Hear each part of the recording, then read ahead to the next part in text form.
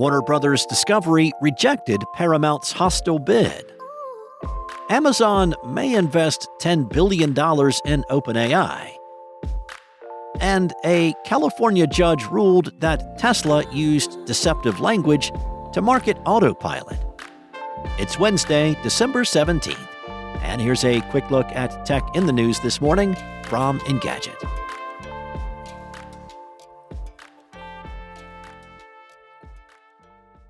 Warner Brothers Discovery's board has formally rejected the $108 billion takeover bid from Paramount Skydance.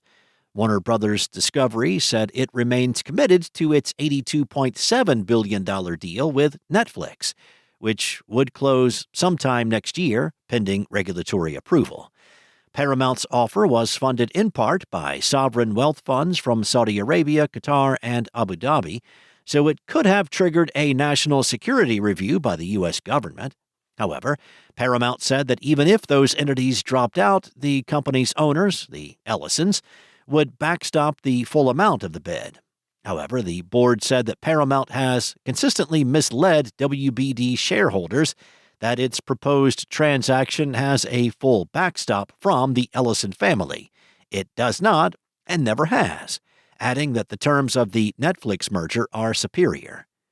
Warner Brothers Discovery explained that Paramount is relying on an opaque, revocable trust for said backstop, which is no replacement for a secured commitment by a controlling shareholder.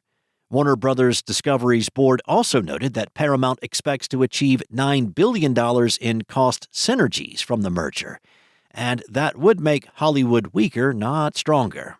In a statement, Netflix co-CEO Ted Sarandos said that the Warner Brothers Discovery board reinforced that Netflix's merger agreement is superior and that our acquisition is in the best interest of stockholders. This was a competitive process that delivered the best outcome for consumers, creators, stockholders, and the broader entertainment industry. Paramount has yet to comment, but the company has previously said that its $30 per share offer is a better deal due to the all-cash nature and fact that it would have a clearer path to regulatory approval due to the Ellisons' supposedly tight relationship with President Trump. Amazon is in discussions with OpenAI to invest $10 billion in the company while supplying more of its AI chips and cloud computing services. That's according to a report in the Financial Times. The deal would push OpenAI's valuation over $500 billion, but is likely to raise more questions about the company's circular investment agreements involving chips and data centers. The two companies are also in talks about the possibility of OpenAI helping Amazon with its online marketplace, similar to deals it has made with Etsy, Shopify, and Instacart.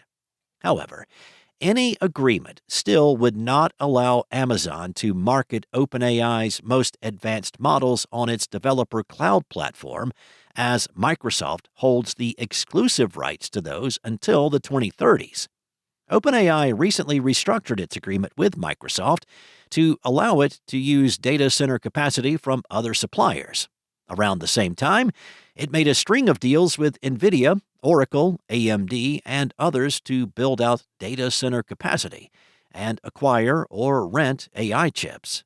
The new deal would require OpenAI to use Amazon's Trainium AI chips and rent more data center capacity from Amazon Web Services.